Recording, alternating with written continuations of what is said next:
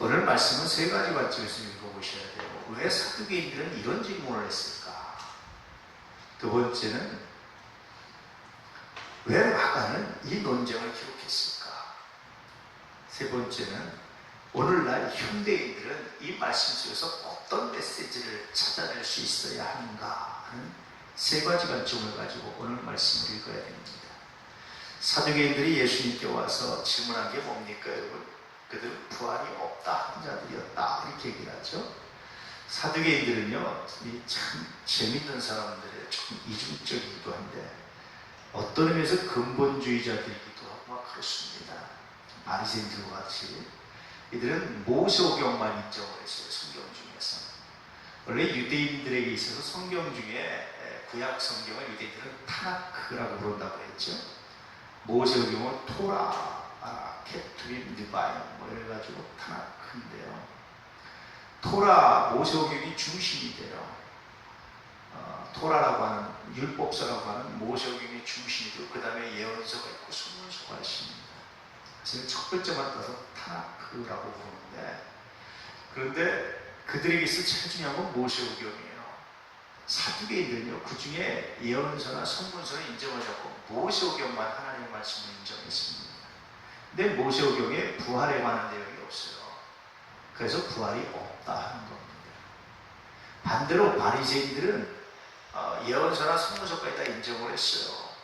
그래서 부활이 있다 이렇게 이야기를 했어요.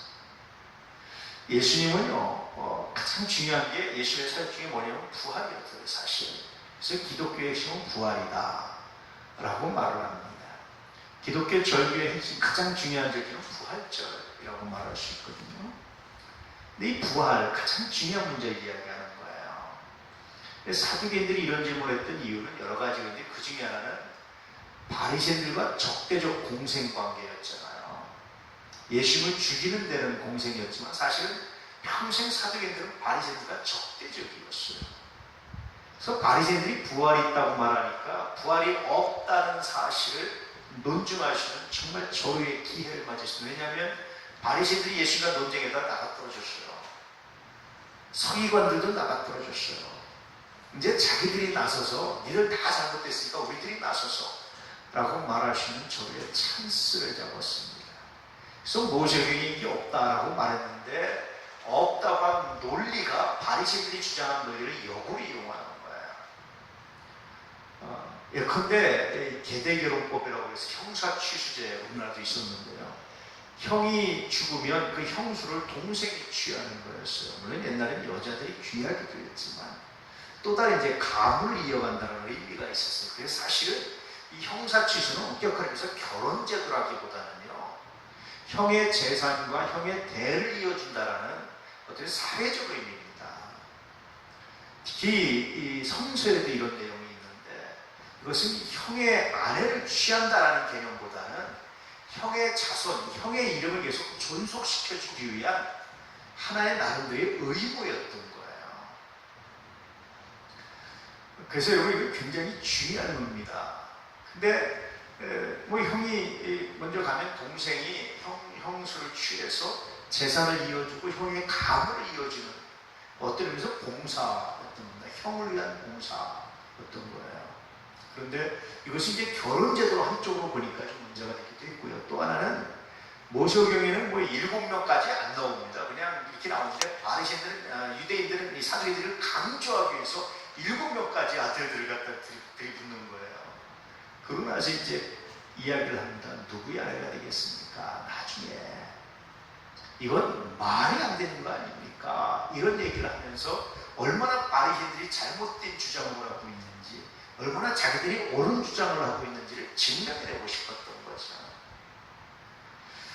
그때 예수님께서 굉장히 재밌는 말씀을 하시는 거예요. 너희들이 하나님의 능력도 성서도 다 오해했다, 잘 몰랐다 그런 얘기를 합니다.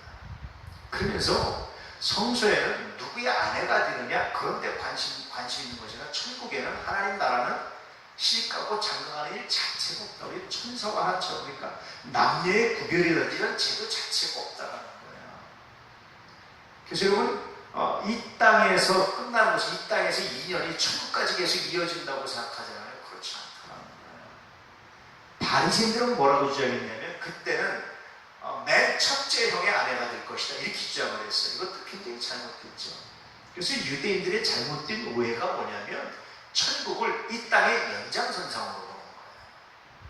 근데 예수님은 천국은 이 땅의 연장선상에 있지 않다는 거예요. 그러므로 여러분 천국 가서 어머니를 만나고 천국 가서 아버지보다 아버지 하고 울고 다시 부녀의 정을 나누고 이런 거 아니다. 그때는 하나님과 1대1의 관계입니다. 늘 말씀드리잖아요. 나도 하나님을 아버지, 내 아들도 아버지, 우리 할아버지도 아버지라고 부르는 거란 말이에요. 만약에 여러분이 이 관계가 계속 간다면 천국 가서 하나님을 뭐라고 불러야 됩니까? 안 되잖아요. 하나님과 1대1의 관계예요. 다시 말하면 결혼 제도는 왜 생겼습니까? 혼자 사는 것이, 독처하는 것이 불안하고 불안정하기 때문이었단 말이에요. 근데 천국은 그것이 불안정한 것이 아니라 완전한 상태로 바뀌는 겁니다. 그래서 특별히 결혼하지 않아도 불안정하지 않은 상태예요. 사두개인들은 굉장히 재밌게 성스럽게 문자적으로 모세 오경만 취했는데도 불구하고 그들은 말씀보다 현재의 삶에 더 중심했던 사람들. 현재 잘 먹고 잘 살면 됐지. 내세가 어디 있어? 천국이 어디 있어? 부활이 어디 있어? 이렇게 말하는 사람들이었어요. 그러니까 성경을 자기 멋대로 이해하고 자기 멋대로 받아들였던 사람들이 바로 사두개인들이었습니다. 바리새인도 그런 면에서 크게 다르지 않았다라는 거죠. 그래서 사두개인들이 이런 질문을 했던 것은 바리새인들에 비해서 자기들의 우월성을 주장하기 위한 굉장히 중요한 문제였다는 겁니다. 또 하나는 그들은 계속해서 이들은 뭐에 대한 연장선상이냐면 성전 정화 사건의 연장선상에 있는 거야. 그래서 예수님이 얼마나 잘못된지 자기들이 얼마나 올바른지를 증명해내고 싶었던 겁니다. 사람들한테. 근데 예수님은 그들의 이야기에 그들의 원하는 대로 반응하는 것이 아니라 하나님의 말씀을 전하는데 초점을 맞춰서 그들과 감정을 섞는다든지 그러지 않으셨어요. 굉장히 탁월한 답변이셨습니다. 또 하나 예수님께서 모세 오경을 인용해서 아브라함의 하나님, 이삭의 하나님, 야곱의 하나님이라고 말한 것은요. 모세 오경을 통한 사두개인들이 모세 오경만 인정하니까 모세 오경 안에서 부활에 대한 증거를 예수님께서 대주시는 거예요. 너희들이 못 찾아서 그렇지 있다. 아브라함의 하나님, 이삭의 하나님, 야곱의 하나님이라고 할 때 하나님은 죽은 자의 하나님이나 산 자의 하나님인데 그러면 아브라함이 살아있는 거냐 죽은 거냐 하나님이 죽은 자를 야곱에 얘기한 거냐 그렇지 않다라는 거예요. 이건 유대인들이 공통적으로 인정하는 내용들이었습니다. 그러나 하나님은 죽은 자의 하나님이나 산 자의 하나님 이건 정말 놀라운 이야기예요. 그것은 살아있다는 것에 대해서 개념이 전혀 다르게 평가되는 겁니다. 우리는 살아있다는 게 뭐죠? 이 땅에서 눈에 보여야 살아있는 거잖아요. 근데 예수의 평가는 그것만이 살아있는 것이 아니라 하나님 나라에 있는 것도 살아있다는 거예요. 여전히 그들은 아브라함의 하나님이고 이삭의 하나님이고 야곱의 하나님이다. 여전히 존재하고 있다는 거예요. 그래서 살아있다는 것에 대한 전혀 다른 이해가 오늘 말씀에 이렇게 들어있습니다. 어쨌든 사두개인들의 이런 질문 자체는 성수에 대한 오해, 일부만에 대한 오해죠. 원래 이단들 여러분 이단이 왜 이단입니까? 성서 전체를 보는 것이 아니라 그 일부 몇 가지만 가지고 이야기하기 때문에 문제가 되는 경우들이 많아요. 사두개인들이 그랬다라는 겁니다. 성서 본문에 대한 오해는 오늘도 종종 발견돼요. 특히 여성 사역에 대해서 요즘 많은 교단들이 여성 사역을 인정하지만 여성 장로나 여성 목사 여러분 성서에 대한 굉장한 오해입니다. 어떤 분이 그런 얘기를 하더라고요. 성서에서는 남자가 먼저입니까? 여자가 먼저입니까? 우리가 남자가 먼저라고 알고 있잖아요. 근데 어떤 분이 재밌는 얘기를 하더라고요. 성서는 남자 여자가 동시에 나타났다는 거예요. 아담이 홀로 있을 때는 남자였습니까? 아니었습니까?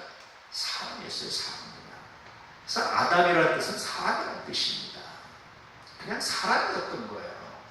그 사람의 갈비를 뽑아서 여자를 만들었을 때 비로소 남자가 돼요.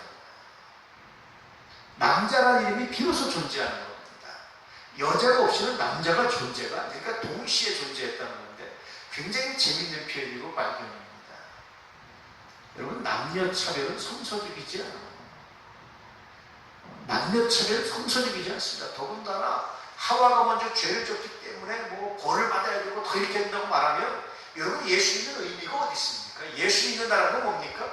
모든 모든 죄의 영향에서 끊어진 겁니다. 근데 아직도 하와가 여자가 먼저 죄를 졌기 때문에 더 많은 고통을 당해도 남자를 사모해야 되는 그런 형벌을 놓인다면, 형벌에 놓여 있다면 예수님이 무슨 의미가 있어요? 아무 의미 없는 거예요.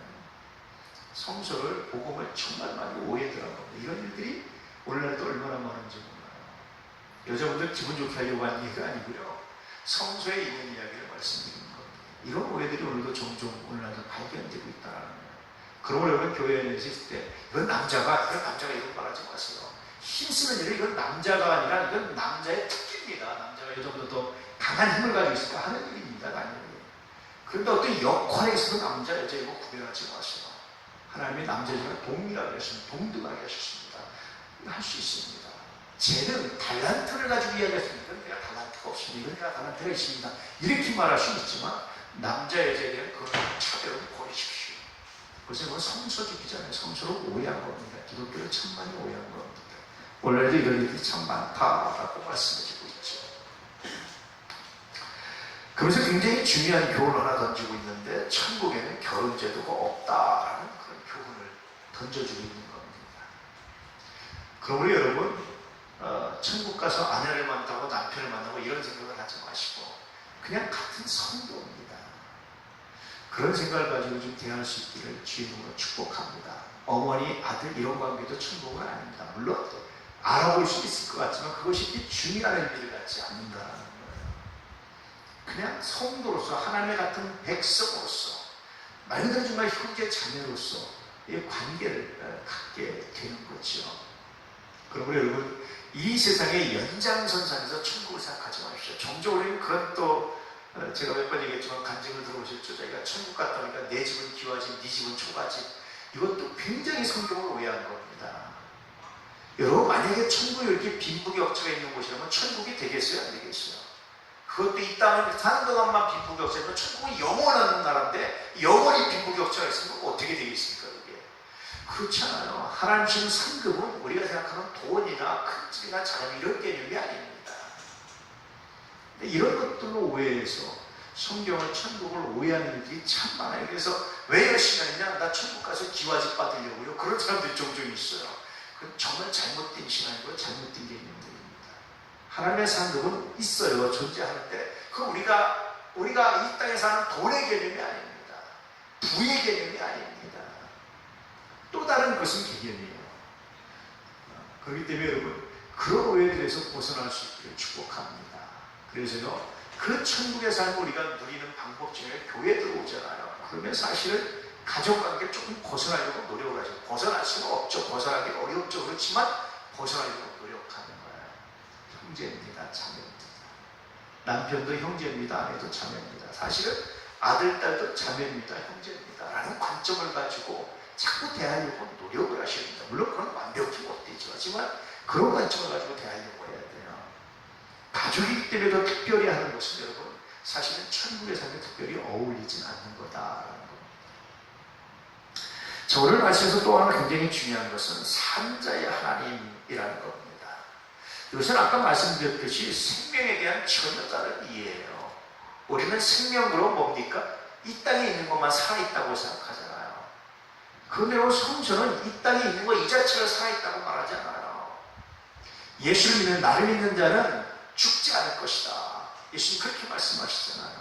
근데 여러분 이 땅에서 죽잖아요. 예수님 거짓말한 것처럼 들리잖아요. 근데 예수님 거짓말하신 것이 아니라 생명에 대한 개념 자체가 다르신 거예요. 생명에 대한 개념이 확 달라져요. 성서에 보면 우리는 단순히 육체를 가지고 있고 숨을 쉬고 이렇게 살아있어야 생명이라고 생각하는데 성서는 그렇게 말하지 않아요. 우리가 하나님 안에서 누리는 영원한 삶에 대해서 전혀 다른 관점을 가지고 말해주고 있어요. 그러므로 여러분 산자의 하나님을 이야기하면서 아브라함, 이삭, 야곱은 여전히 지금도 살아있다라는 거예요. 하나님 안에서.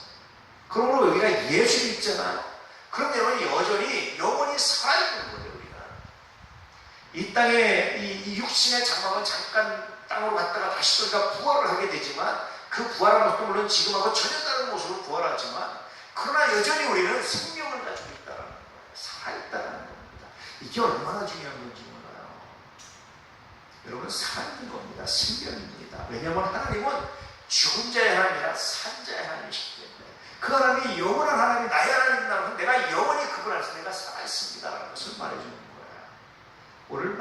굉장히 중요한 의도로 가르쳐주고 있는 말씀입니다. 그러므로 여러분, 이제는 단순히 살았다 죽었다를 육체적 이런 관점이 아니라 하나님 안에서 이해할 수 있는 은혜가 있기를 축복합니다.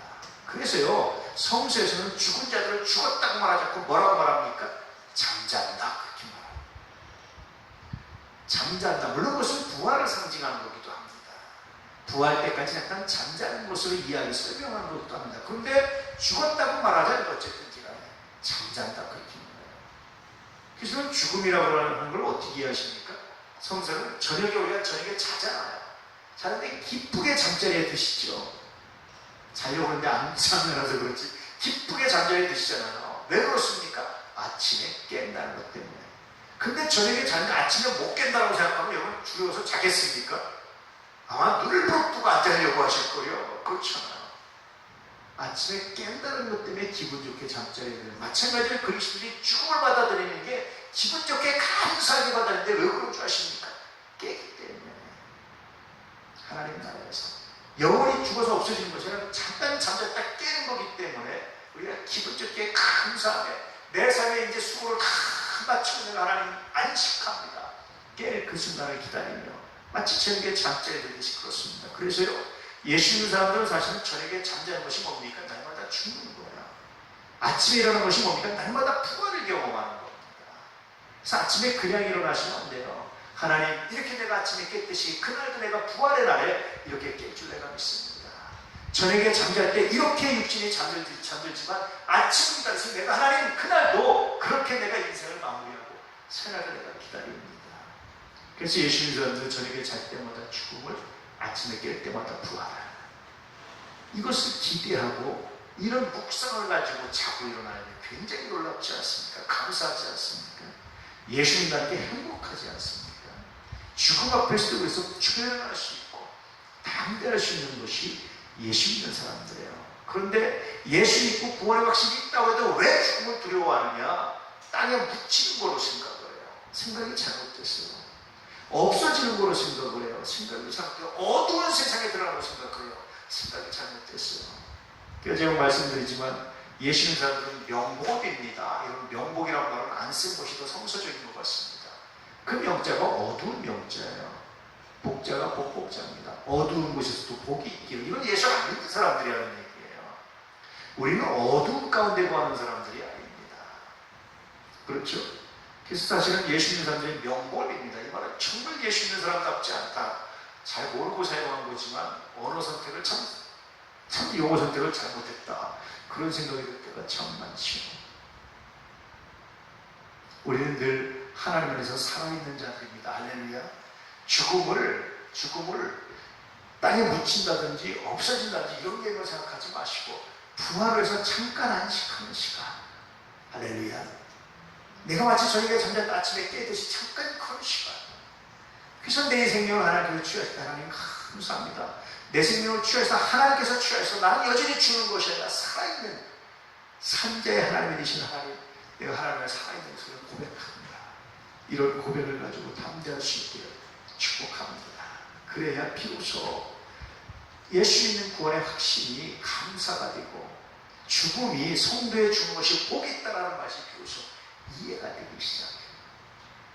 할렐루야. 앞으로 여러분들은 죽음에 대해서 땅에 묻힌다, 없어진다, 뭐 이런 생각하지 마시고 하나님 나라, 할렐루야. 내가 하나님에서 생명이 있습니다. 내가 잠깐 잠자지만 깨어납니다, 나십니다. 이런 소망을 가지고 살아갈 수 있기를 축복합니다. 그 안에서 예수 안에서 최선을 다하시고 충성하는 삶 되시길 축복합니다. 그래서 늘 말씀드리지만 예수 믿는 것이 얼마나 행복한지 몰라요. 예수 안 믿고 도대체 큰 소리 치고 살아가는 사람이 무슨 의미로 살아가는지 모르겠어요. 예수 안 믿고 이게 당당하게 사는 것이 무슨 의미로 살아가는지 모르겠어요. 여러분 예수 믿는 걸 행복으로 하시고 예수 믿는 일에 최선을 다하시고 열정을 다하시기를 축복합니다. 하물며 예배겠습니까? 하물며 기도겠습니까? 할렐루야. 자, 그래서 오늘 말씀에 우리가 또 따져봐야 될 것은 마가는 왜 이 사건을 기록했냐는 거예요.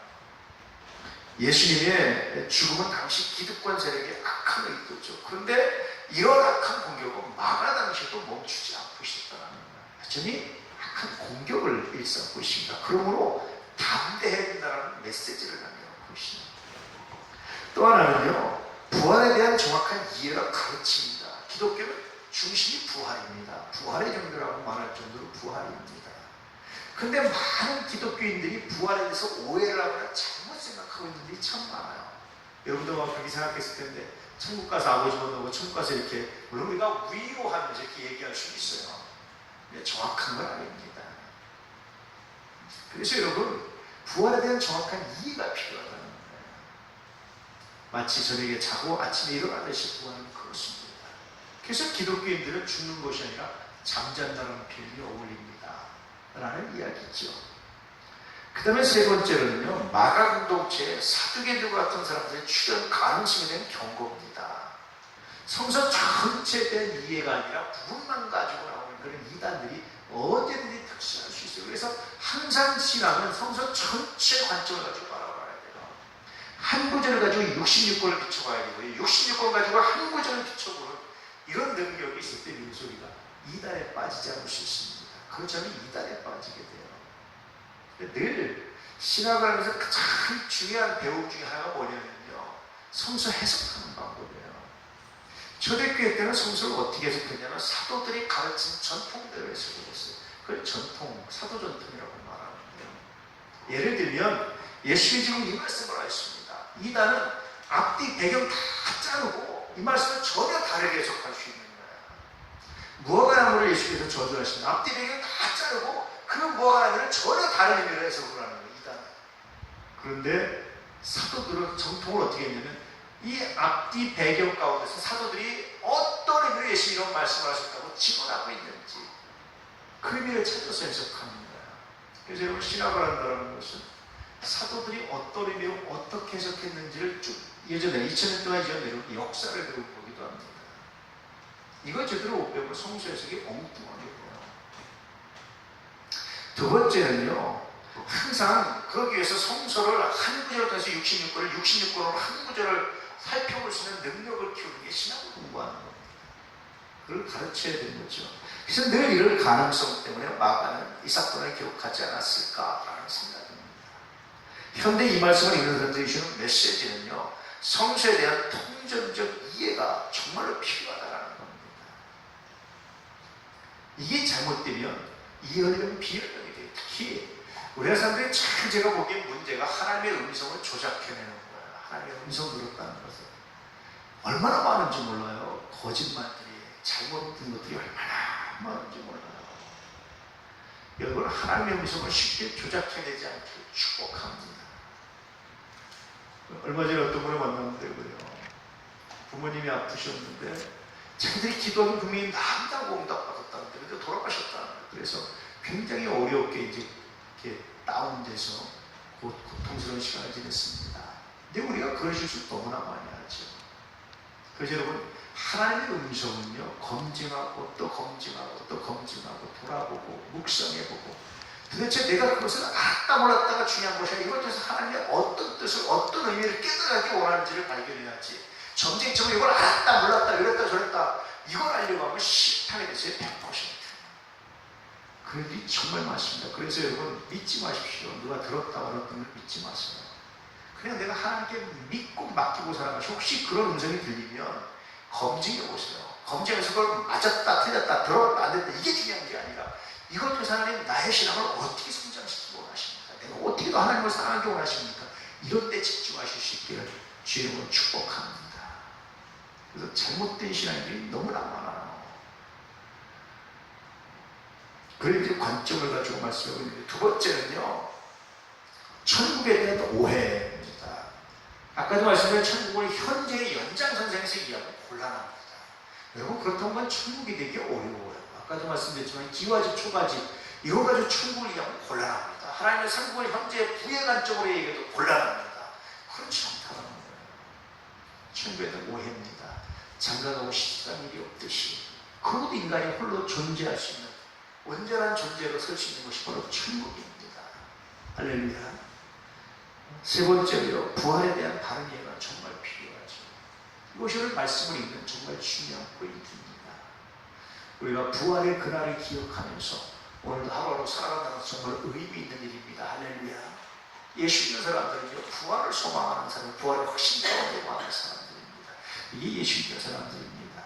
그러므로 저녁에 주무실 때에 꼭 죽음과 부활을 묵상하시는 은혜가 있기를 축복합니다. 더 나아가서 예수 믿는 사람들은 원천적으로 죽음이 없다는 사실, 이미 예수 믿는 자에게 영생, 죽음은 죽지 않는다고 말씀하신 것처럼 영생의 은혜가 이미 우리에게 주어졌음을 기억하시고 담대히 살아가는 은혜가 있기를 축복합니다.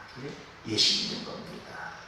우리 도난 가족들에게 이 믿음으로 이 사두개인들의 어리석음에서 벗어나서 정말 주님의 가르침이, 주님의 은혜가, 부활의 소망이 확실히 설 수 있는 귀한 시간, 귀한 은혜가 있기를 진심으로 축복합니다. 할렐루야. 기도하겠습니다.